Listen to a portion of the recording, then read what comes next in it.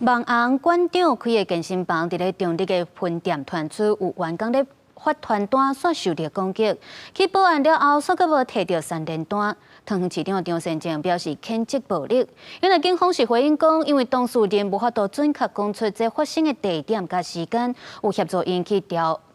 监视画面，嘛主动成立专案小组，要全力来侦办。民众去警察局报案，警方协助调监视器画面。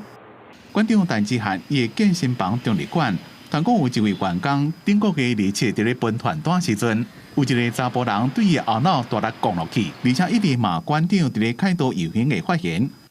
有民众认为政治和台湾分化严重，民主社会应该尊重言论自由。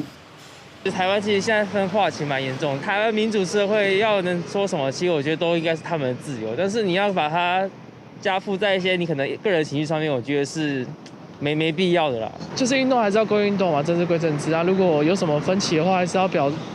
就是保持民主跟自由言论，不能动手，因为我觉得动手就不对。发生代志迄晚8点外，27岁姓吴的当事人由伊的老母甲主管陪去摕验伤单去派出所，因为无法度准确的讲到发生的时间甲地点。警察陪伊看了点外真久的监视器录影带画面，当事人伫咧洗头车了离开，并无完成报案。但是陈志涵伫咧直播时阵讲到这件代志，桃园市长张善政是伫 FB 发文谴责暴力，讲会全力侦办。